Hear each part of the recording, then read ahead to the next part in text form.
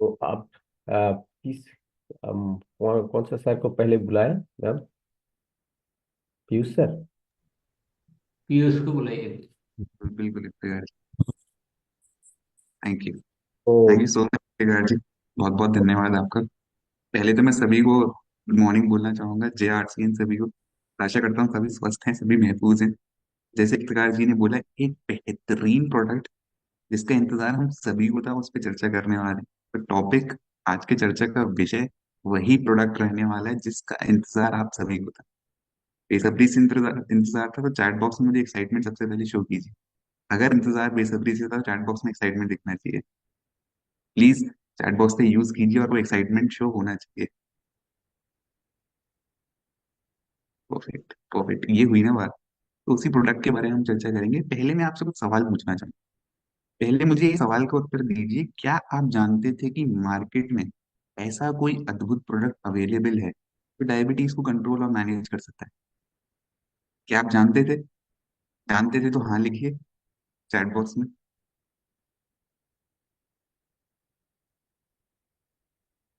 चलिए, काफी सारे नो मुझे दिख रहे हैं चैट बॉक्स में, मतलब आप नहीं जानते थे। तो अगर आप नहीं जानते तो अवगत हो जाइए। ऐसा प्रोडक्ट मार्केट में आप सभी के लिए आरसीएम के द्वारा लॉन्च किया गया है, कहूँ तो रीलॉन्च किया गया और आप सभी के लिए लाया गया है। वीडियो के माध्यम से समझते हैं कि प्रोडक्ट कौन सा है। पहले तो मैं बता दूं कि प्रोडक्ट है त्रिकारा का मधु संयम रस। बेहतरीन प्रोडक्ट है। मैनेज करने के लिए बहुत ही कह सकते हैं कि आजकल तो युवाओं को भी ये बीमारी हो रही है। पहले तो हम देखते थे बड़े बुजुर्गों में ये बीमारी कॉमन थी, पर आजकल तो हमारे लाइफस्टाइल के अकॉर्डिंग यंगस्टर्स यानी जवान लोगों में भी, जवान पीढ़ी में भी ये बीमारी दिखती है। कंट्रोल और मैनेज करने के लिए प्रोडक्ट लाया गया है, एक वीडियो के माध्यम से समझते हैं।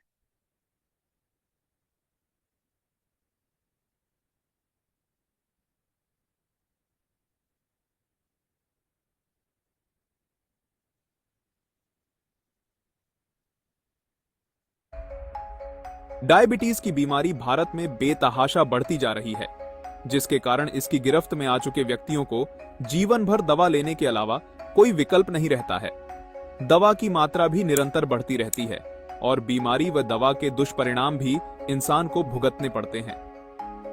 धीरे धीरे यह गंभीर समस्याओं का कारण बन जाती है। आपके मन में प्रश्न आ रहा होगा, क्या डायबिटीज जैसी गंभीर बीमारी से निपटने का कोई असरदार तरीका है?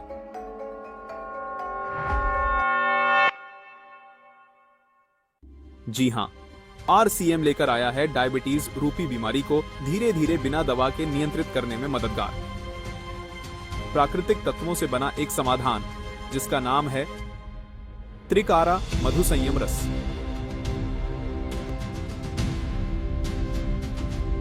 ये कोई साधारण जूस या पेय पदार्थ नहीं है।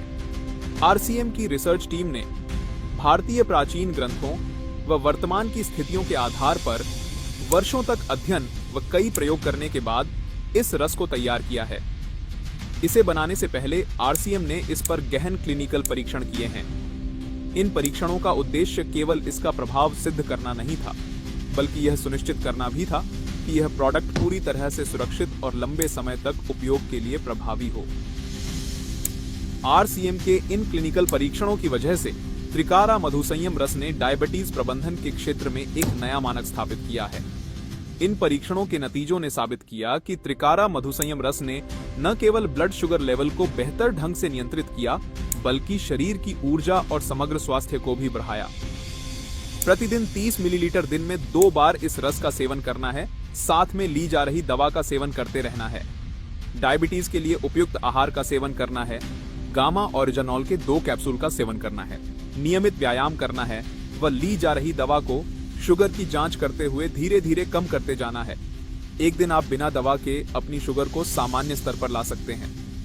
यह त्रिकारा मधु संयम रस पूर्णतया प्राकृतिक तत्वों से तैयार किया गया है, जो इसे न केवल डायबिटीज को नियंत्रित करने में, बल्कि इम्यूनिटी बूस्टर, एंटीऑक्सीडेंट और पित्त शोधक गुणों के कारण सामान्य स्वास्थ्य को बनाए रखने में भी बेहद उपयोगी बनाता है। यह रस न केवल मधुमेह, बल्कि उससे होने वाले अन्य रोगों जैसे हृदय रोग, किडनी की समस्याएं और तंत्रिका क्षति से बचाव में भी सहायक है। इसके नियमित सेवन से शरीर के भीतर ऑक्सीडेटिव तनाव को कम किया जा सकता है, जिससे दीर्घकालिक स्वास्थ्य समस्याओं का खतरा घटता है। यह उन लोगों के लिए भी लाभकारी है जो मधुमेह से पीड़ित नहीं हैं, क्योंकि यह रक्त में ग्लूकोज स्तर को संतुलित रखने के साथ साथ स्वास्थ्य रक्षा में मदद करता है। अगर आप डायबिटीज से जुड़ी हर रोज की तकलीफों से छुटकारा चाहते हैं तो आज ही लीजिए आरसीएम का त्रिकारा मधु संयम रस। आरसीएम का यह अद्भुत समाधान आपको न केवल राहत देगा बल्कि एक नई जीवन शैली अपनाने की प्रेरणा भी देगा।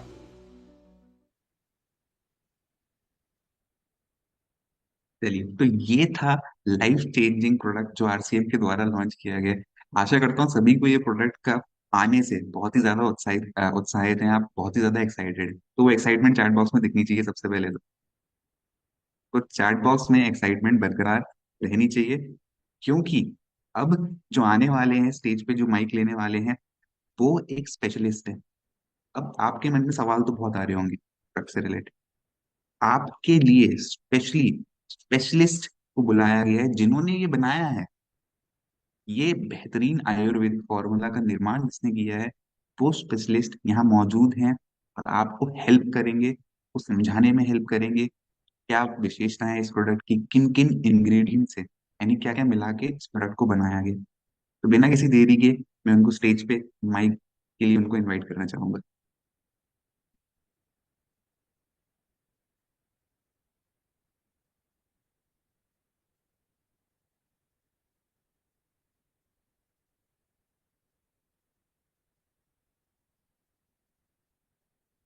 जी उनको को होस्ट बनाएंगे आप। सर कौन सा नाम, किस नाम से है सर? चारू मैम एक तो है। हाँ, चारू मैम के बारे में बता रहे हैं सर? चारू ये मैम भी हैं नाम बताओ ना भैया। नाम किस नाम से? अभिषेक, अभिषेक नाम है। अभिषेक। हैंड रेज कर दीजिए ना प्लीज अभिषेक जी। चारू आप प्लीज बताएंगे नाम। ये अभिषेक जी, अभिषेक। अच्छा ठीक है, मिल गया। डन सर, सुन पा रहे हैं सर? बिल्कुल बिल्कुल, स्वागत है आपका। गुड मॉर्निंग, नमस्कार सभी को। जैसा कि वीडियो के माध्यम से अभी हम सभी लोगों ने देखा है कि हम लोग बात कर रहे हैं डायबिटीज एंड मधु संयम रस के बारे में।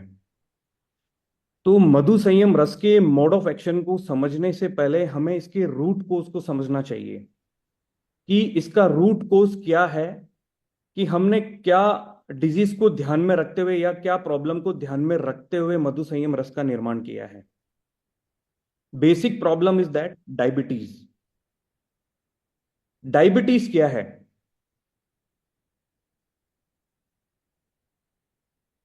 देखिए, जनरली क्या होता है कि जब हमारे ब्लड में ग्लूकोज का लेवल बढ़ने लगता है तो हम उसे डायबिटीज की परिभाषा देते हैं कि वही डायबिटीज है।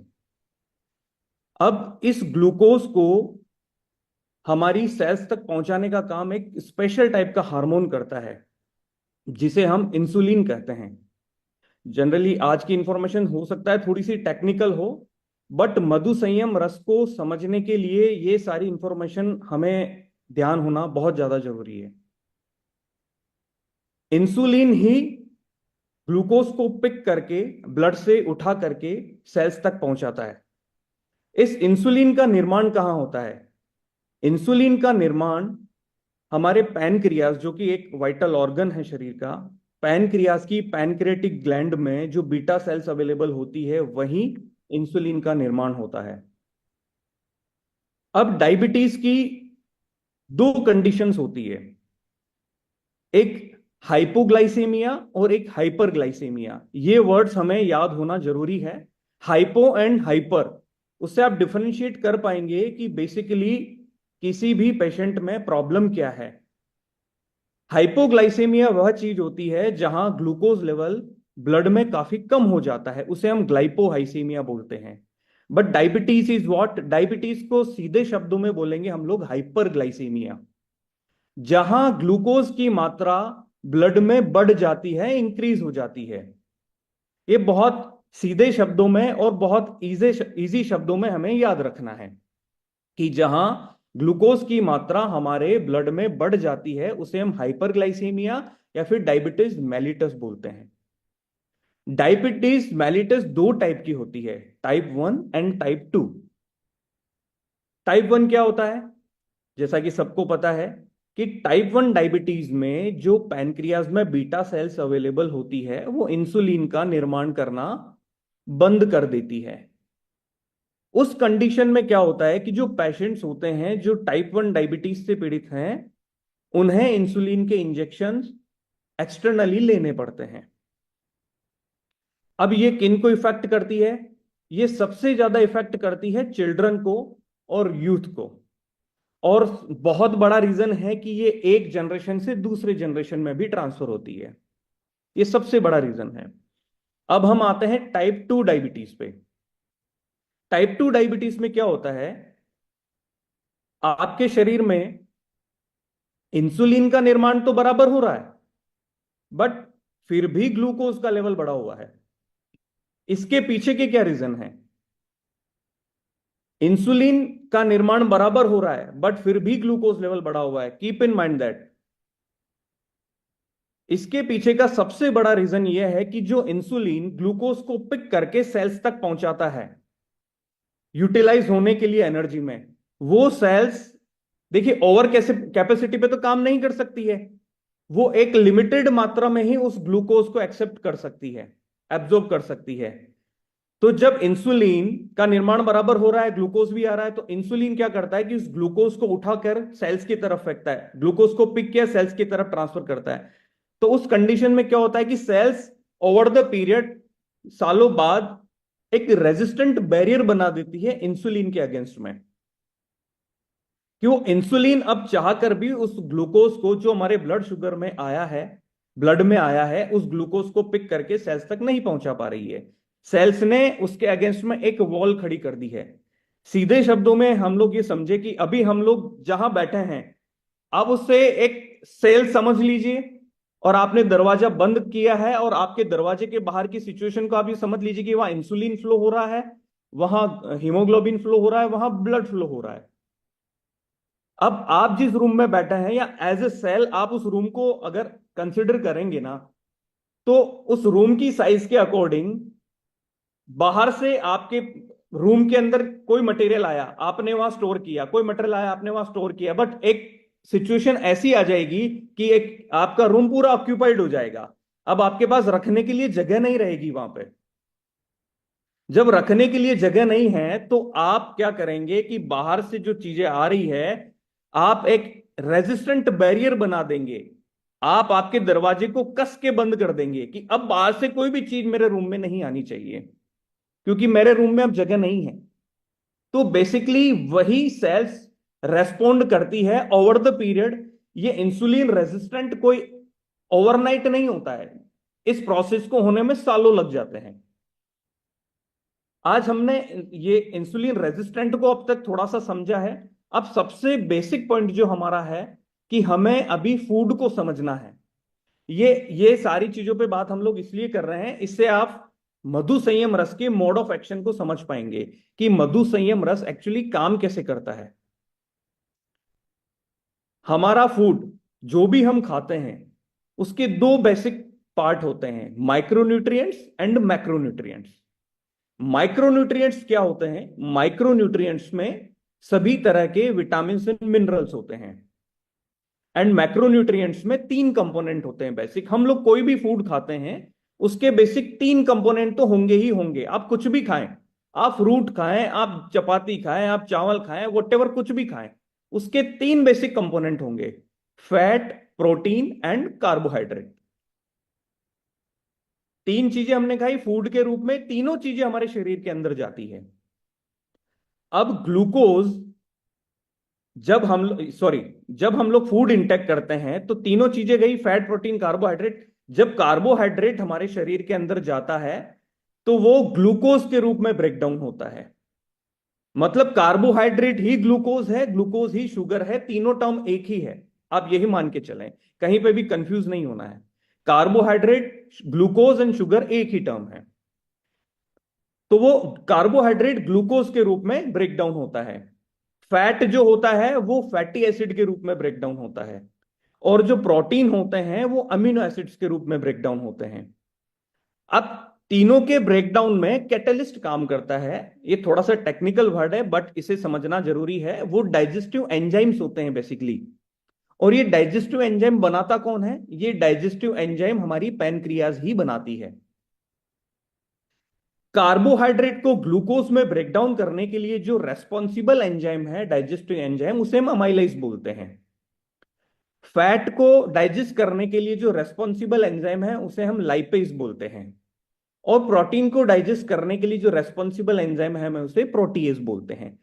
अब डायबिटीज में सबसे बड़ा रोल कार्बोहाइड्रेट का है, तो हम फैट और प्रोटीन पे आज बात नहीं करेंगे, हम आज बात करेंगे केवल कार्बोहाइड्रेट पे।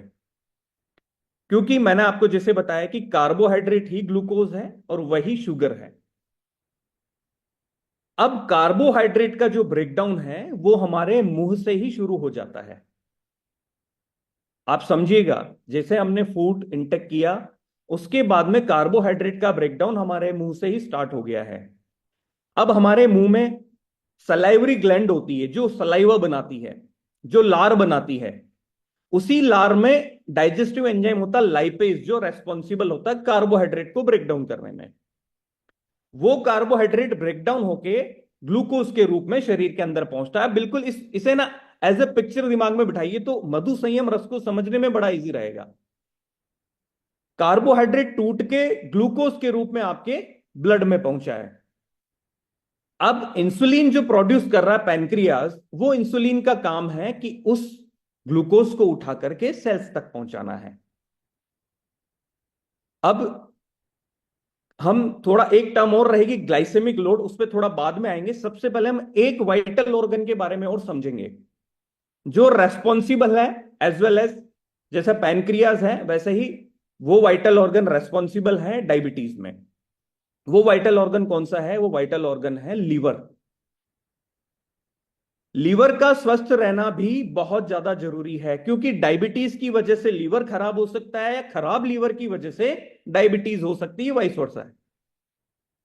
तो हमारे लीवर का भी स्वस्थ रहना बहुत ज्यादा जरूरी है, क्योंकि लीवर हमारे शरीर की एक फैक्ट्री है जहां सारे मेटाबॉलिक फंक्शनिंग सारी लीवर में होती है। लीवर एक ऐसी जगह है जो हर माइक्रोन्यूट्रिएंट को स्टोर करती है और वो बॉडी में सप्लाई, जैसे बॉडी को नीड होती है वैसे सप्लाई देती है। तो हमने जैसे कार्बोहाइड्रेट खाया, उसका डाइजेस्टिव सिस्टम में जाके डाइजेशन हुआ, तो उसकी जो नेक्स्ट प्रोसेस रहेगी वो मेटाबॉलिज्म रहेगी कि हमने ग्लूकोज तो खाया, अब ग्लूकोज यूटिलाइज कैसे होगा, ग्लूकोज कन्वर्ट कैसे होगा, ग्लूकोज एनर्जी में कैसे कन्वर्ट होगा।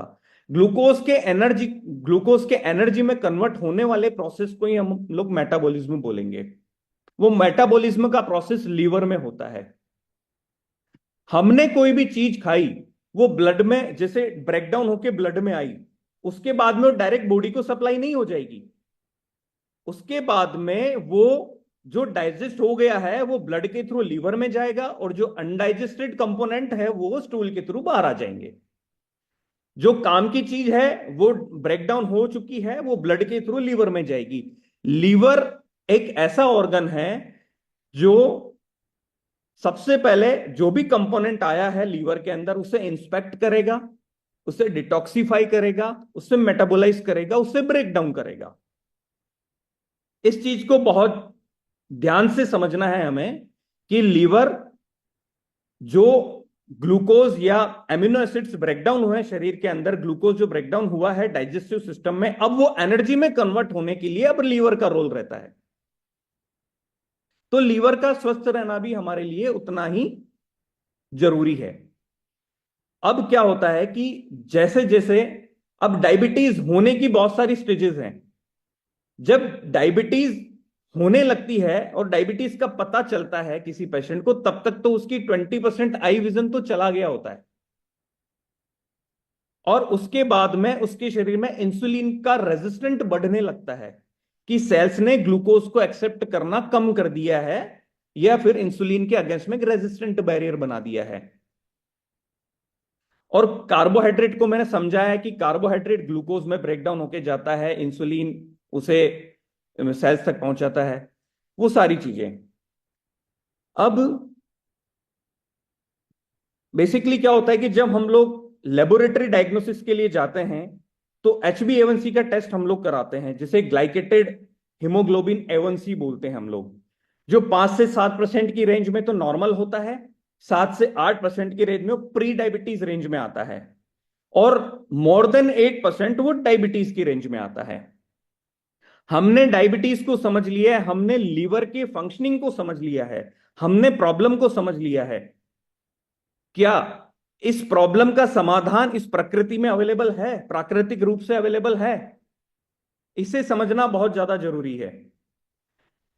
सारी समस्याओं का और सारी हेल्थ रिलेटेड जितनी भी प्रॉब्लम्स हैं, उन सभी समस्याओं का समाधान प्रकृति में अवेलेबल है। प्रकृति से यूटिलाइज करना हमें आना चाहिए।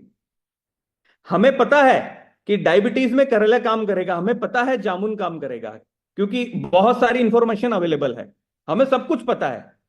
बट हमें यह पता नहीं है कि जामुन का कौन सा एक्टिव कंपोनेंट काम करेगा, हमें यह पता नहीं है कि करेले का कौन सा एक्टिव कंपोनेंट काम करेगा, हमें यह पता नहीं है कि मेथी सीड का कौन सा एक्टिव कंपोनेंट काम करेगा और कैसे काम करेगा। हमें तो लोगों ने बोल दिया है कि जामुन खा लो भाई, डायबिटीज में बड़ा बेनिफिशियल है, हमें बोल दिया एलोवेरा पी लो, हमें बोल दिया आंवला पी लो। बट उसके पीछे साइंटिफिक रीजंस क्या हैं? क्या साइंटिफिक इवोल्यूशंस हैं जिसकी वजह से ये सारी हर्ब्स जो मधु संयम रस में यूज हुई है वो बेनिफिशियल है इंसुलिन रेजिस्टेंट को रोकने के लिए, पैनक्रियाज की हेल्थ को स्टिमुलेट करने के लिए। उसके पीछे बड़े साइंटिफिक रीजंस हैं।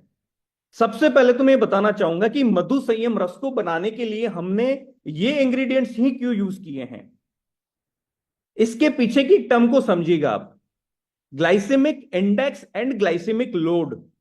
ये एक बहुत बेसिक टर्म है और सभी को पता होनी चाहिए कि हम लोग कोई भी फूड खाते हैं तो सबका एक जीआई इंडेक्स होता है, ग्लाइसेमिक इंडेक्स होता है, और उसमें protein, fat, carbohydrate, fibre and water की मात्रा होती है। ठीक है, उससे हम लोग कैलकुलेशन करते हैं पीएफ वैल्यू का। अब किसी भी इंग्रेडिएंट का ग्लाइसेमिक लोड निकालने के लिए हम लोग यूज करते हैं glycaemic index and PF value. अब एक डायबिटिक पेशेंट के लिए आइडियल ग्लाइसेमिक लोड कितना होना चाहिए कि उसे इंटेक करना है बीटा सेल्स को भी रीजनरेट करने के लिए? वैसे तो इंफॉर्मेशन बोलती है, साइंस बोलती है कि बिलो 100 होना चाहिए, और हम तो बोलते हैं कि बिलो 25 होना चाहिए, जिससे कि बीटा सेल्स भी रीजनरेट हो, बीटा सेल्स की हेल्थ में इंप्रूवमेंट हो, पैनक्रियाज हेल्थ में इंप्रूवमेंट हो। तो वो ग्लाइसेमिक लोड भी 25 से बिलो होना चाहिए। ये बहुत इंपॉर्टेंट टर्म है, क्योंकि हमारी डाइट में जितना ग्लाइसेमिक लोड बढ़ेगा उतनी ही हमारी बीटा सेल्स की ग्लाइसेमिक लोड हैंडलिंग कैपेसिटी कम होती जाएगी, बीटा सेल्स डेड होती जाएगी। जितना कार्बोहाइड्रेट हम लोग मेजर क्वांटिटी में खाएंगे उतना ग्लाइसेमिक लोड हमारे शरीर में जाएगा और बीटा सेल्स की ग्लाइसेमिक लोड हैंडलिंग कैपेसिटी कम होती जाएगी। तो हमें ऐसा क्यों करना है? हमने इस चीज का जो निदान निकाला है कि हमने जो इंग्रेडिएंट यूज किए हैं उनको बहुत साइंटिफिकली इवेल्यूट किया है कि उनकी ग्लाइसेमिक लोड काफी कम होना चाहिए। उसके बाद में जो हमने आपको जो सारी प्रॉब्लम्स बताई है और जो एक डायबिटिक पेशेंट खुद समझते हैं कि उनके शरीर में प्रॉब्लम क्या है, कि इंसुलिन ने रेजिस्टेंट बैरियर बना दिया है, सॉरी सेल्स ने रेजिस्टेंट बैरियर बना दिया है, इंसुलिन इनएक्टिव हो गया है, इंसुलिन को उसकी एक्टिविटी बहुत वीक हो गई है ग्लूकोज को पिक करने की, तो glycaemic load must be less than 25। तो हमारे जितने भी इंग्रेडिएंट्स हैं उनका ग्लाइसेमिक लोड लेस देन 25 है, जिसे हमने कैलकुलेट किया है with the help of glycaemic index and PF value. PF value is the sum of fat, protein and fibre. Fibre जिस इंग्रेडिएंट में होगा उसकी पीएफ वैल्यू भी कम आएगी। अब देखिए, हमारे पास जितने भी इंग्रेडिएंट हैं सब रिच सोर्स ऑफ फाइबर है, रिच सोर्स ऑफ फाइबर है, इनमें रिच एंटीऑक्सीडेंट हैं। अब ये एक टेक्निकल टर्म हम लोग यूज करेंगे, उसे हम बोलते हैं कि पॉलीफिनॉल्स। इन सभी में पॉलीफिनॉल पाया जाता है, वो क्योंकि हमारे शरीर में जो ऑक्सीडेटिव स्ट्रेस होता है उसे कम करते हैं। थोड़ा सा टेक्निकल है अगेन। ऑक्सीडेटिव स्ट्रेस क्या होता है कि जो इंसुलिन फ्री फ्लो कर रहा है, जो हमने जो देखा है कि रेटिनोपैथी जो होती है, जो आई की जो सेल्स होती है जो बहुत वीक होती है, ऑलरेडी बहुत थिन होती है, जो फ्री रेडिकल इंसुलिन जो as a free radical flow कर रहा है वो आपकी आई की सेल्स को भी डैमेज कर देता है। तो इस वजह से रेटिनोपैथी होती है। तो वो फ्री रेडिकल्स को स्टिमुलेट करना, उन्हें कम करना, ऑक्सीडेटिव स्ट्रेस को कम करना, उसके लिए हमें क्या चाहिए? एंटीऑक्सीडेंट चाहिए। ये सारे ingredients rich source of antioxidants हैं।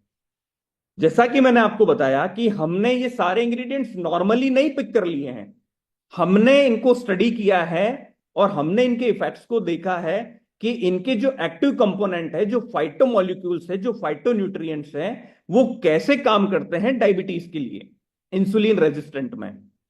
जैसे सबसे पहला इंग्रेडिएंट हम लोग पिक करें तो जामुन। जामुन का जो एक्टिव कंपोनेंट है वो जंबोसाइन है एंड एंथोसाइनिन है। ये क्या करता है? इसका जो एक्टिव कंपोनेंट होता है वो हमारी सलाइवा में, जो मैंने आपको पहले बताया था कि हमारी सलाइवा में एक डाइजेस्टिव एंजाइम बनता है, उसे हम अमाइलेज बोलते हैं, जो कार्बोहाइड्रेट को ब्रेक डाउन करता है। जामुन का वही एक्टिव कंपोनेंट उसी अमाइलेज को ब्लॉक कर देता है। उसको ब्लॉक करने से क्या होता है कि कार्बोहाइड्रेट का ब्रेकडाउन बहुत स्लो हो जाता है और बहुत स्लो रेट पे वो ग्लूकोज में कन्वर्ट होता है। जब आपके शरीर में ग्लूकोज कम मात्रा में जाएगा तो इंसुलिन को भी उतना ही काम करना पड़ेगा, और इंसुलिन उतना ही ग्लूकोज उठा के सेल्स तक बनाए, तो धीरे धीरे सेल्स अपना रेजिस्टेंट बैरियर खत्म करेगी इंसुलिन को लेकर। कि सारा जो काम है कि हमें कार्बोहाइड्रेट के ब्रेकडाउन को स्लो डाउन करना है। ये एक साइंटिफिक इसके पीछे रिसर्च है कि जो हम लोग खा रहे हैं, जो हम लोग इंटेक कर रहे हैं, उस कार्बोहाइड्रेट के ब्रेकडाउन को बड़ा स्लो डाउन कर देना है। ग्लूकोज कम मात्रा में जाएगा, इंसुलिन उसे पिक करेगा और सेल्स तक पहुंचाएगा। सेल्स के पास भी उसकी कैपेसिटी के अकॉर्डिंग ही ग्लूकोज पहुंच रहा है, तो सेल्स अपना रेजिस्टेंट बैरियर धीरे धीरे धीरे धीरे कम करती जाएगी। तो आपके ब्लड में जो शुगर का लेवल आपको अभी दिख रहा है वो धीरे धीरे धीरे धीरे कम दिखेगा ओवर द पीरियड। हो सकता है 15 दिन में कम दिखे, हो सकता है 30 दिन में कम दिखे। ये मैं फास्टिंग शुगर की भी बात कर रहा हूं, ये मैं पीपी शुगर की भी बात कर रहा हूं, एज वेल एज HbA1c, जो ग्लाइकेटेड हीमोग्लोबिन A1c होता है, उसकी वैल्यू भी आपकी, अगर आप डायबिटिक हैं तो आप प्री डायबिटिक रेंज में आएंगे, और अगर आप प्री डायबिटिक रेंज में हैं तो आप नॉर्मल रेंज में आएंगे, क्योंकि आपने क्या किया कि कार्बोहाइड्रेट के ब्रेकडाउन को स्लो डाउन कर दिया है। और जो सेल्स की जो बैरियर बनी है, सेल्स ने जो बैरियर बनाया है, सेल्स ने अपना बैरियर हटा दिया है, धीरे धीरे कम किया है। तो इंसुलिन ने ग्लूकोज पिक करके सेल्स में ट्रांसफर कर दिया, वही ग्लूकोज सेल्स यूटिलाइज करेगी एज एन एनर्जी। देखिए, कार्बोहाइड्रेट एज ए फ्यूल काम करता है हमारे शरीर के अंदर। अगर हमारे शरीर में कार्बोहाइड्रेट नहीं है तो हमें एनर्जी नहीं मिलेगी। अगर ग्लूकोज कम मात्रा में हो जाएगा ना तो हमें बहुत ज्यादा दिक्कतें होगी। तो ग्लूकोज तो होना जरूरी है, बट एक सर्टेन लिमिट्स तक, जितना कि इंसुलिन उसे पिक करके सेल्स तक पहुंचाए, सेल्स उसे वो रेजिस्टेंट बैरियर ना बना पाए। राइट नाउ नेक्स्ट कंपोनेंट है हमारा एलोवेरा। एलोवेरा में जो एक्टिव कंपोनेंट होते हैं वो पॉलीसेकेराइड्स, ग्लूकोमेनन, एसमेनन, यह भी एंटीऑक्सीडेंट होते हैं और यह भी आपके ग्लूकोज लेवल को मेंटेन करते हैं और पैनक्रियाज की हेल्थ को भी स्टिमुलेट करते हैं। नेक्स्ट बहुत इंपॉर्टेंट है आंवला। हमने सबने सुना है, हमें पता है, हर व्यक्ति को पता है कि it's a rich source of vitamin C. Again it's a rich source of fibre. Again it's a rich source of polyphenols, flavonoids and tannins. जो टैनिन कंटेंट है, हमने आंवला यूज किया है, बट आंवला का जो एक्टिव कंपोनेंट है, फाइटोन्यूट्रिएंट है, हमने टैनिन यूज किया है। क्यों? उसी टैनिन का यूज है कि वो अगेन कार्बोहाइड्रेट के ब्रेकडाउन को स्लो डाउन करेगा और इंसुलिन को स्टिमुलेट करेगा, पैनक्रियास को स्टिमुलेट करेगा, उसी ग्लूकोज को पिक करके सेल्स तक पहुंचाएगा। सेल्स धीरे धीरे अपनी एक्टिविटी बहुत अच्छे से इंसुलिन के अगेंस्ट में करेगी, इंसुलिन को अच्छे से रेस्पॉन्ड करेगी और इंसुलिन अच्छे से ग्लूकोज को सेल्स तक पहुंचा पाएगा और वो ग्लूकोज यूटिलाइज होकर एनर्जी में कन्वर्ट होगा। तो सारे कंपोनेंट इसी तरीके से काम करते हैं। अगेन नेक्स्ट जो कंपोनेंट है हमारा मेथिसीड। मेथिसीड में सॉल्युबल फाइबर होता है और इसका एक्टिव कंपोनेंट ट्राइगोनेलिन होता है। ठीक है, यह भी आपके डाइजेस्टिव सिस्टम को या डाइजेस्टिव प्रक्रिया को थोड़ा स्लो कर देता है, ब्लड शुगर को धीरे धीरे कम करता है। टाइप 2 डायबिटीज में हम समझ रहे हैं ना कि इंसुलिन रेजिस्टेंट बन चुका है, तो वो सारी प्रक्रियाओं पे ये सारे इंग्रेडिएंट काम करते हैं। तो हम मधु संयम रस में एक आम इंग्रेडिएंट नहीं ऐड करके हमने फाइटोन्यूट्रिएंट्स ऐड किए हैं, फाइटोमोलिक्यूल्स ऐड किए हैं, जो बहुत अच्छे तरीके से एक्टिवली रेस्पॉन्ड कर सके, एक्टिवली सेल्स को उस तरीके से बूस्टअप कर सके कि वो ग्लूकोज को एक्सेप्ट करें और अपना इंसुलिन रेजिस्टेंट बैरियर को खत्म करें। यही फाइटोमोलिक्यूल्स आपको शरीर में ऑक्सीडेटिव स्ट्रेस को भी कम कर रहे हैं और बाकी जो दूसरी प्रॉब्लम्स भी हो रही है, लीवर के स्वास्थ्य को भी अच्छे से बना के रख रहे हैं। राइट, अब हमने ये कर ली सारी थ्योरेटिकल बातें, ठीक है। इसके पीछे एविडेंस क्या है? थ्योरेटिकल बात नहीं है वैसे तो। नॉर्मली जो मार्केट में चल रहा है वो ऐसे चल रहा है कि हमने आमना डाल दिया, मेथी डाल दिया, ये डाल दिया, बट हमने तो सारे फाइटोन्यूट्रिएंट्स डाले हैं, फोर्चो डाले हैं।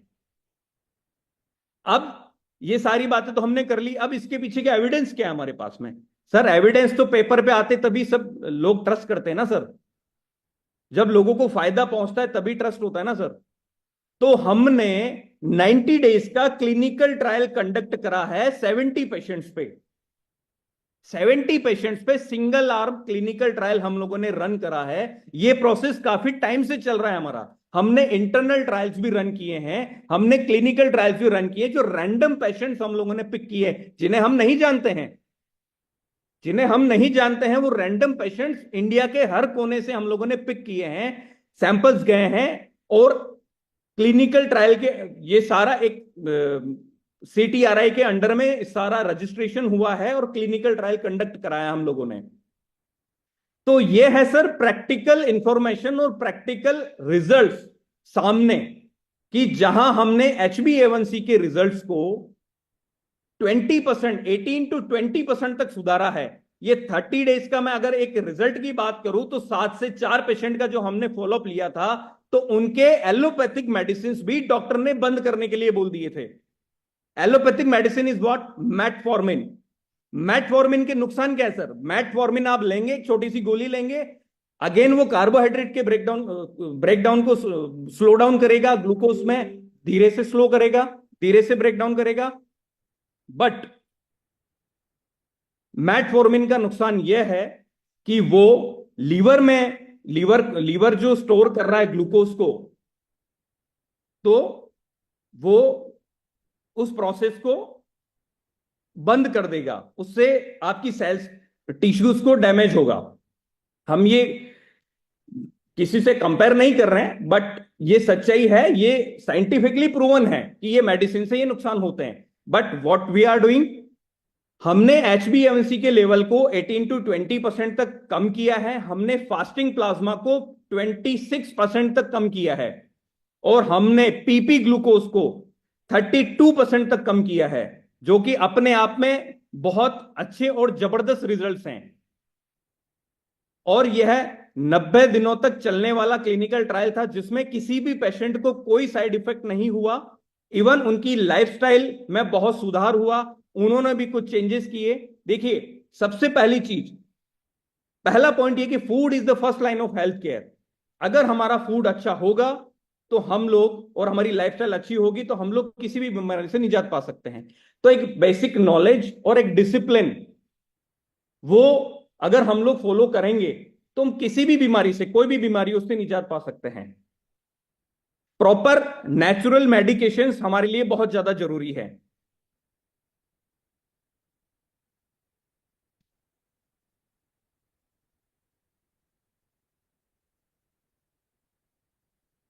राइट, तो वही सारी चीजें हैं कि क्लिनिकल ट्रायल ने दर्शाया है कि हमारे प्रोडक्ट ने बड़े जबरदस्त रिजल्ट्स दिए हैं। ये सारा हमने आपको बताया। अभी इसके बाद में कोई भी क्वेश्चन हो तो आप पूछ सकते हैं।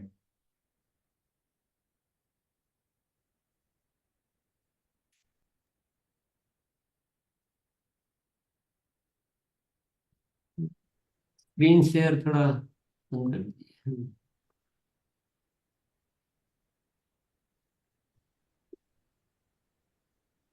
सॉरी सर, कोई साथी के आप आप पूछ रहे हैं? हाँ, अनम्यूट करो। जी रवितेश सर। धन्यवाद सर। प्रोसेस तो सर पता, लेकिन सर इसको लेना कैसे है, जी किन समय कैसे लेना है? Right sir. देखिए, ये एक मेडिकेशन आयुर्वेदिक है। ये एक तरीके से एक रस है। ये आपके वेलनेस का, आपका एक वेलनेस पार्टनर है। ठीक है। इसे यूज ऐसे करना है कि किसी भी आयुर्वेदिक मेडिसिन को हम जैसे यूज करते हैं किसी भी रस को, तो हमें एम्प्टी स्टोमक लेना है इसे, 30 ml morning and 30 ml evening with warm water. और कीप इन माइंड दैट कि आपको आधे घंटे का खाने पीने का गैप रखना है बीच में, जो कि आयुर्वेदिक पद्धति बोलती है कि आपको एटलीस्ट 30 मिनट्स तक कुछ भी खाना नहीं है। जी, ओके सर, ये धन्यवाद। बेसिक यूज है और इससे ज्यादा और कुछ नहीं है। 30 ml morning, 30 ml evening, but खाली पेट ही आपको इंटेक करना है। और सबसे पहली बात कि हमने इसमें इंग्रेडिएंट्स यूज किए हैं वो रिच सोर्स ऑफ फाइबर है। ठीक है। तो इसमें सेडिमेंटेशन होता है, बोतल के नीचे जाके सारा फाइबर जमा होता है, क्योंकि जैसा जैसा कि आपको पता है कि आंवला जूस आपने देखा होगा कि आंवला juice rich source of fibre है, मेथी रिच सोर्स ऑफ फाइबर है, तो इनका सारा फाइबर नीचे बॉटम में जाके सेडिमेंट होता है, नीचे जमा होता है। तो आपको यूज करने से पहले बोतल को एक बार शेक जरूर करना है, जब तक कि सारा मॉलिक्यूल और सारा उसमें एक्सट्रैक्ट पूरे यूनिफॉर्म तरीके से लिक्विड में कन्वर्ट ना हो जाए। उसके बाद ही आपको प्रोडक्ट को इंटेक करना है। अनूप जी आइए। जी धन्यवाद सर। सर ये डिपेंड करेगा कि किसका शुगर लेवल हाई है या अप है, उस पर भी डिपेंड करेगा, उसकी डोजेस पर कम ज्यादा होगा सर? नहीं सर, डोजेस सेम रहेगी 30 ml। हो सकता है कि किसी का शुगर लेवल ज्यादा हो, तो हो सकता है कि उसे स्टिमुलेट करने में 5 से 7 दिन ज्यादा लगे। डोजेस में कोई वेरिएशन नहीं आएगा।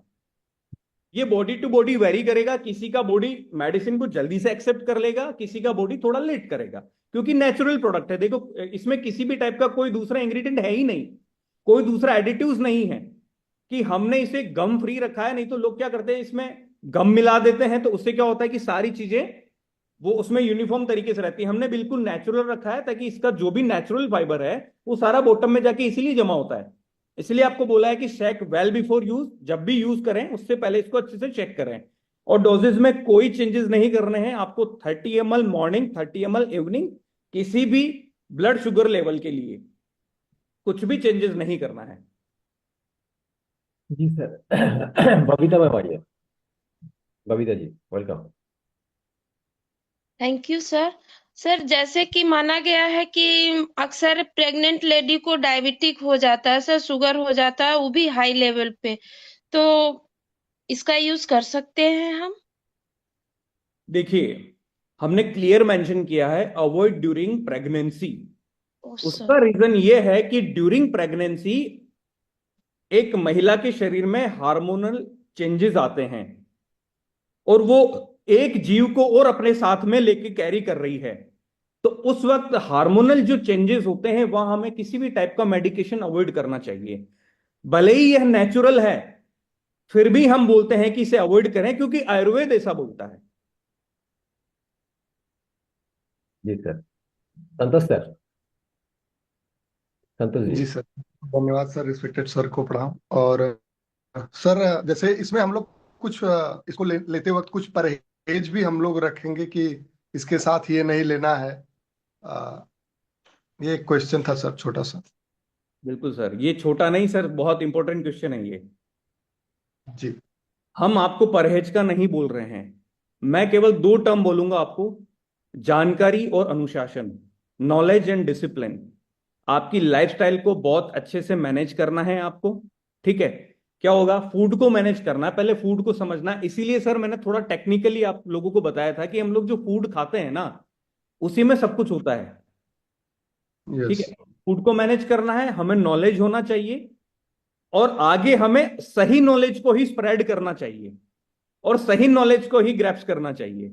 और हमें हमारी लाइफस्टाइल में एक प्रॉपर डिसिप्लिन तो एडॉप्ट करना ही करना है, परहेज नहीं करना है। बट जब भी आप डोजेज लें, तो उसके साथ में आप ये जरूर ध्यान रखें कि आधे 1 घंटे तक या फिर एटलीस्ट 30 मिनट्स तक कुछ भी दूसरी चीज इंटेक ना करें। और देखिए, परहेज करेंगे कोई ऐसी चीज का जो बहुत ओवर कार्बोहाइड्रेट है, जो ऐसी चीज जो ऑलरेडी पॉइजन है, तो उन सब चीजों का तो परहेज आपको वैसे भी करना चाहिए। वो तो एक स्वस्थ व्यक्ति को भी नहीं खाना चाहिए। जी सर। आरपी मीना जी। जी सर, धन्यवाद। सर ये कह रहे कि गामा के जैसे में बताया गया है कि गामा के साथ हम इसको यूज कर सकते हैं, तो कितने समय के आगे पीछे का अंतराल रहेगा, या एक साथ यूज कर सकते हैं सर इसमें?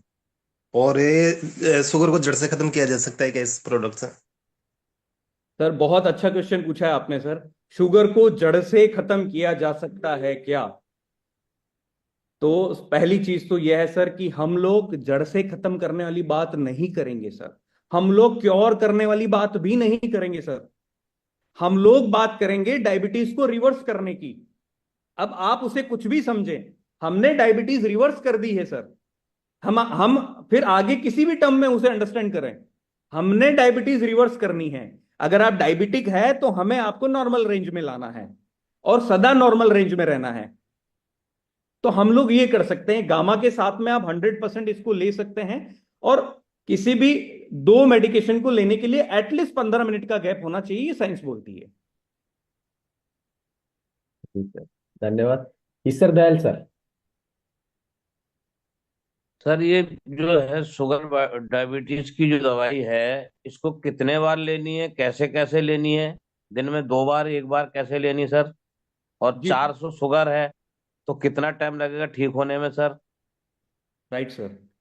देखिए सर, आपके शरीर के अंदर की संरचना, आप जिनको 400 की शुगर है उनको भी पता नहीं है कि उनको किस लेवल का रेजिस्टेंट बैरियर है सर। आप समझना बात को, ठीक है? उनको कितना समय लगेगा, ये सारे प्रिडिक्शंस हैं। हम लोग ये प्रिडिक्शंस में नहीं जाएंगे। हम ये करेंगे कि हम आफ्टर एवरी 15 डेज सॉरी, हम लोग हर 15 दिन में शुगर लेवल चेक करेंगे। सबसे पहली बात तो मधु संयम रस को जारी रखते हुए कि 30 ml एम्प्टी स्टोमक खाली पेट मॉर्निंग में लिया है, 30 ml हमने इवनिंग में लिया है, जो हमारे पास में इतने एविडेंस हैं ऑलरेडी क्लिनिकल ट्रायल्स के। तो आपके बॉडी स्ट्रक्चर का तो आपको भी पता नहीं है कि सर अंदर क्या प्रॉब्लम है, कितनी प्रॉब्लम है। इतना हम लोग उस चीज को अभी उसको उतना प्रिडिक्ट नहीं कर सकते हैं कि 400 की जो शुगर है वो आप फास्टिंग बोल रहे हैं सर, पीपी बोल रहे हैं? सबसे पहले ये बताएं, पीपी शुगर होगा आई थिंक। म्यूट कीजिए ईश्वर जी। अनम्यूट कीजिए सर, ईश्वर सर जी। जख्म भी ठीक नहीं हो रहा है सर, पैर में जख्म है 2। सर ये जख्म इसीलिए हैं कि जो ऑक्सीडेटिव स्ट्रेस है वो शरीर में ज्यादा हो चुका है, फ्री रेडिकल्स ज्यादा घूम रहे हैं शरीर के अंदर। तो ये जो इंग्रेडिएंट्स हैं रिच सॉर्ट्स ऑफ एंटीऑक्सीडेंट है सर। इनको लेने के बाद में जो जख्म और ये जो टिश्यूज आपके डैमेज हो चुके हैं, जो सेल्स डैमेज हो चुकी है, इनका रिपेयरिंग प्रोसेस चालू होगा सर। ये बिल्कुल रिपेयर हो सकते हैं, क्योंकि आपको ठीक है, 6 चाहिए महीने होगा sir. Antioxidant quantity max to max. ठीक सर। वैसे गामा तो खा रहे थे वो, लेकिन गामा से वो जो जख्म ठीक नहीं हो रहे हैं। सर आप खाते रहें, और ये एक प्रोसेस होता है कि हो सकता है कि किसी चीज में थोड़ा ज्यादा टाइम लगे, बट डेफिनेटली ये आपके टिश्यूज जो डैमेज हो चुके हैं, तो हमने सबसे पहले रूट कोज जो डायबिटीज है उस लेवल को समझना है। जख्म उसके साथ साथ ठीक होते रहेंगे, क्योंकि आपके टिश्यूज डैमेज कर चुके हैं, जो फ्री रेडिकल्स आपके शरीर में फ्री फ्लो कर रहे हैं। उसी ऑक्सीडेटिव स्ट्रेस को कम करने के लिए ये सारे इंग्रेडिएंट्स का हम लोगों ने चयन किया है। जी सर। रेखा मैम आइए, वेलकम मैम। प्रणाम सर, गुरुदेव को प्रणाम। सर से मेरा ये सवाल था कि आप पैंक्रियाज के पेशेंट इसको ले सकते हैं?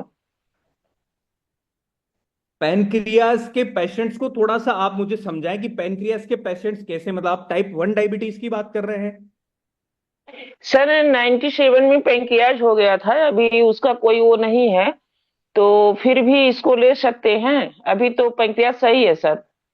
नहीं, पैनक्रियाज अग्नाशय को बोलते हैं हम लोग, ठीक है, जी। जो हमारे शरीर में डाइजेस्टिव एंजाइम्स बनाते हैं, ठीक है। जो इंसुलिन जी जनरेशन में कारगर है। तो आप जो पूछना चाह रहे हैं कि पैनक्रियाज क्या हुआ था, मतलब पैनक्रियाज में क्या हुआ था? पैंक्रियाज सर, उसकी वजह से पूरे बॉडी में पानी हो गया था, और पूरी जो हम लोग भोजन करते थे या पानी पीते थे कुछ भी पच नहीं रहा था सर उस समय। वो तो प्रोसेस लीवर का है, जी जी सर। वो पैनक्रियाज का नहीं है। वो प्रॉब्लम लीवर की है, क्योंकि जी लीवर की सेल्स, जो टिश्यूज या सेल्स डैमेज हो जाते हैं तो ये सारे प्रोसेस होते हैं। Yes sir. ये यस ये सर। पार्ट अलग हो गया। वो डायबिटिक पेशेंट है क्या? नहीं सर, डायबिटीज नहीं है। डायबिटिक नहीं है ना, तो उनके लीवर नहीं डैमेज होने का कोई और कारण है। वो स्मोकिंग हो सकता है, अल्कोहल हो सकता है। नहीं सर, उस समय तो कोई ना अल्कोहल था ना वो स्मोकिंग था, कोई कुछ नहीं सर। उनको हेपेटाइटिस बी हो सकता है, अगर जहां तक मैं समझता हूं कि यस। हेपेटाइटिस बी की वजह से भी लीवर डैमेज होता है, जिसे लीवर सिरोसिस भी बोलते हैं। तो एक कंडीशन ऐसी आती है कि लीवर फाइब्रोसिस से आगे जाके लीवर सिरोसिस हो जाता है। और इसके लिए आप ज्यादा अच्छा रहेगा कि आपकी जो डायग्नोसिस रिपोर्ट्स हैं वो अपने लोकल डॉक्टर को दिखाएं, कि यहां बैठ के हम जस्टिफाई नहीं कर सकते उस चीज को। आशा सिंह सर आइए। Thank you very much sir, बहुत बहुत धन्यवाद सर। सर मैं मेरा क्वेश्चन था, मैं हमने ना परसों कैंप लगाया था, और उस कैंप में कि 13-14 साल का बच्चा था जिसको मतलब हाई डायबिटीज रहती है। तो उस मतलब स्थिति में हम उस बच्चे को दे सकते हैं? सर देखिए, किसी भी बच्चे में अगर आप हाई ब्लड शुगर लेवल देख रहे हैं, आप ये कह रहे हैं ना हाई ब्लड शुगर लेवल था, यस सर। तो सर बच्चों में जो हाई ब्लड शुगर लेवल होता है वो होता है ड्यू टू टाइप, उनमें टाइप 1 डायबिटीज है। ठीक है, जहां पैनक्रियाज ने इंसुलिन बनाना ही बंद कर दिया है और उनको जेनेटिकली ट्रांसफर हुई है वो चीज, यस सर, तो फिर बाई दादाजी को थी। देती है। यस ठीक है, तो ये इंग्रेडिएंट्स देखिए, हमारे पास जो एविडेंस है सारे टाइप 2 के एविडेंस हैं। अभी हम लोग कुछ भी नहीं बोलेंगे टाइप 1 के बारे में, बट इतना जरूर बोलेंगे ये जितने जितने भी इंग्रेडिएंट्स हैं वो पैनक्रियाज की हेल्थ और बीटा सेल्स के रीजनरेशन में भी काम करते हैं। सर। राइट, तो हो सकता है कि बीटा सेल्स रीजनरेट हो तो उसके बाद में इंसुलिन का प्रोडक्शन भी शुरू हो। ठीक है सर, काफी सारा एविडेंस है ऑलरेडी जहां बीटा सेल्स रीजनरेट हुई, क्योंकि बाई बर्थ ईश्वर ने हमें 20 लाख बीटा सेल्स दी है। ठीक है, फिर धीरे धीरे धीरे धीरे क्या होता है कि ओवर द पीरियड वो बीटा सेल्स का क्वांटिटी कम होता जाता है। उसका बहुत बड़ा इंपैक्ट जो होता है वो होता है ग्लाइसेमिक लोड का, जो हम लोग फूड इंटेक कर रहे हैं। तो बीटा सेल्स को रीजनरेट करने के लिए भी ये इंग्रेडिएंट्स का बहुत बड़ा रोल है, बट हम लोग इसमें कोई क्लेम नहीं कर रहे हैं टाइप 1 डायबिटीज में। But we have sufficient evidence in type 2 diabetes, जहां इंसुलिन ने सेल्स ने इंसुलिन के लिए रेजिस्टेंट बैरियर बना दिया है। उसको हम लोग बिल्कुल दावे के साथ कह सकते हैं वहां काम कर रहा है प्रोडक्ट। ठीक है, आनंद सर आइए, आनंद कुमार जी। क्या स्वस्थ व्यक्ति इसको ले सकते हैं, और जो व्यक्ति इंसुलिन का सुइया ले रहे हैं क्या करें उनके साथ? सर स्वस्थ व्यक्ति को डेफिनेटली लेना चाहिए, क्योंकि स्वस्थ व्यक्ति कब प्री डायबिटिक की पोजीशन में चला जाएगा, कब डायबिटिक की पोजीशन में चला जाएगा, कोई कह नहीं सकता है। स्वस्थ व्यक्ति को बिल्कुल लेना चाहिए, क्योंकि जैसा कि मैंने आपको बताया, अगेन मैं रिपीट कर रहा हूं, ये सारे ingredients rich source of fibre है, रिच सोर्स ऑफ एंटीऑक्सीडेंट्स हैं। आपके शरीर में ड्यू टू योर फूड बहुत सारे फ्री रेडिकल्स होते हैं, तो उन्हें शांत करना जरूरी होता है, नहीं तो वो ऑक्सीडाइज होकर आपकी सेल्स को डैमेज करना शुरू कर देते हैं। तो स्वस्थ व्यक्ति को भी यह प्रोडक्ट लेना चाहिए, और उसके कोई साइड इफेक्ट्स नहीं है, उल्टे फायदे ही हैं। इंसुलिन जो सुइया ले रहे हैं, जो इंसुलिन ले रहे हैं वो भी ले सकते हैं। मैंने इससे पहले जो क्वेश्चन था उसका वही मैंने आंसर किया था। जो इंसुलिन ले रहे हैं, जैसे कि बच्चे भी इंसुलिन लेते हैं, जो टाइप 1 से पीड़ित हैं, जहां बीटा सेल्स इंसुलिन नहीं बना रही है, तो वो बच्चे भी इंसुलिन लेते हैं और वो पेशेंट इंसुलिन लेते हैं। मैंने 3 लोग बताए थे आपको, चिल्ड्रन, यंग पीपल, और ये 1 जनरेशन टू अनदर जनरेशन जो डायबिटिक ट्रांसफर होती है वो टाइप 1 होती है, जिन्हें इंसुलिन एक्स्ट्राली लेना पड़ता है। तो उस कंडीशन में भी ये प्रोडक्ट लिया जा सकता है, क्योंकि ये बीटा सेल्स के रीजनरेशन में भी हेल्पफुल है। बट अगेन हम लोग क्लेम नहीं कर रहे हैं टाइप 1 डायबिटीज में। आरपी गुप्ता जी आइए, वेलकम।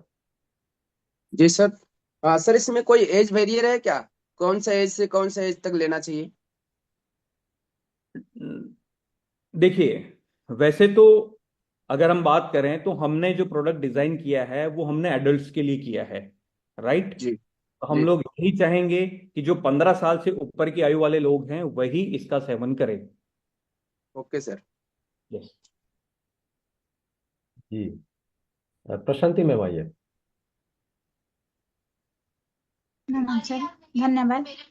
सर मेरा डायबिटीज है, मैं गामा के साथ दवाई ले रही हूँ, तो इसको लेने से पहले दवाई को छोड़ देना ना, तीनों को लेना चाहिए? दवाई भी ले रहे हैं आप? जी देखिए, इस कंडीशन में आपको क्या करना है, आपको पैरेलल में तीनों चीजें शुरू करनी है, ठीक है। आपको इफेक्ट दिखना शुरू होगा, उसके बाद में आपका डिसीजन रहेगा कि आपको दवाई छोड़नी है कि नहीं छोड़नी है। आपका मन खुद कहने लगेगा कि आपको क्या छोड़ना है। हर व्यक्ति उस चीज से दूर भागता है और नेचुरल इंग्रेडिएंट्स यूज करना चाहता है। अगर आपको नेचुरल इंग्रेडिएंट्स फायदा पहुंचा रहे हैं तो आप किसी और चीज के पीछे क्यों जाएंगे? कलाप्राण सर। सर मेरा सर से 2 सवाल था। एक सवाल का मुझे मिल गया जवाब। जैसे टाइप 1 डायबिटीज के लिए सर ने बोल दिया कि यहाँ पे बैरियर नहीं है सर, लेकिन उनको अगर हाई ग्लाइसेमिक इंडेक्स प्रोडक्ट खिला के जो एडल्ट्स हैं तो उनको देने से क्या उनका टाइप 1 डायबिटीज भी तो कुछ ना कुछ तो हो सकता है सर? पहला question. Sorry, type 1 high glycaemic index क्यों देना है? नहीं सर, हाई ग्लाइसेमिक इंडेक्स जो फूड है उनका, उसको कम करा के अगर हम इसको दें तो काम तो कर सकता है सर। बट टाइप 1 डायबिटीज में आपकी बीटा सेल्स ऑलरेडी डेड हो चुकी है।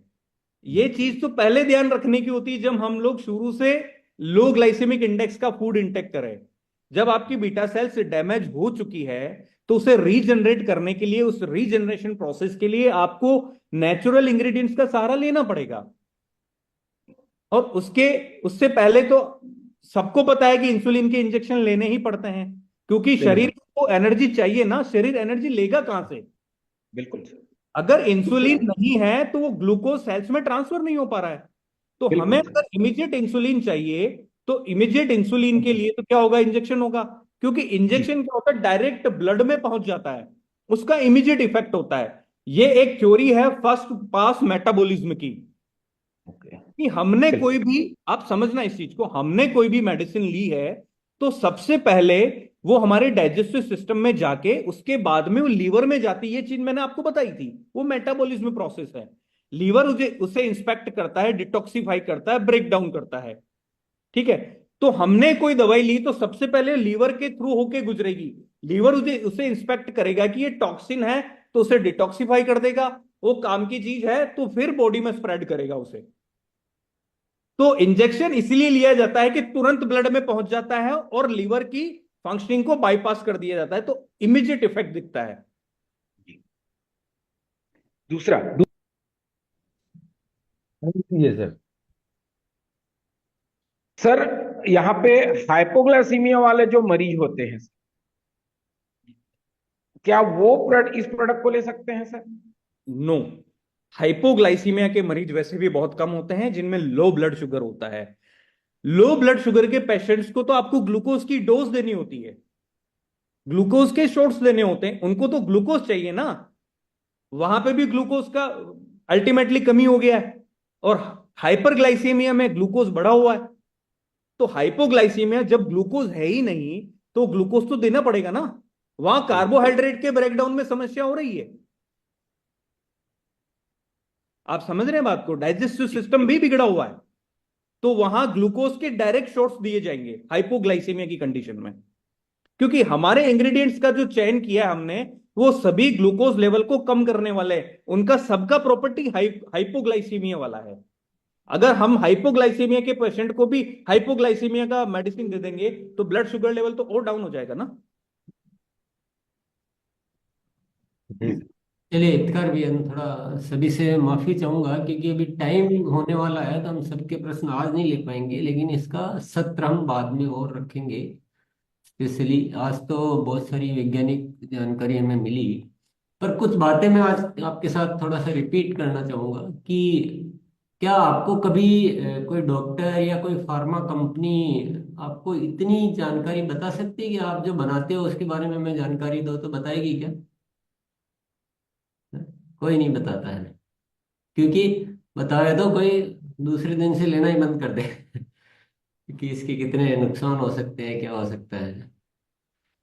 तो इतनी, अभी आप थोड़ा सा ये जरूर तनाव हो रहा होगा कि यार इतना सारा कैसे हम याद रखेंगे, क्या करेंगे। तो आपको याद रखने की जरूरत नहीं है। आप ये वीडियो हम दिखा सकते हैं लोग को, और जरूर दिखाना चाहिए, ताकि जो डायबिटीज के पेशेंट है उनको एक विश्वास अर्जित हो कि नहीं, मेरी डायबिटीज रिवर्स हो सकती है। और ये जो प्रोडक्ट तैयार किया गया है ये ऐसे ही मजाक नहीं है कि कुछ भी चार चीजें उठाई घोल के दे दिया, ऐसा नहीं है। काफी सारा इसमें और अगर ऐसे ही लाना होता तो शायद कभी का आ जाता है, इतना टाइम नहीं लगता।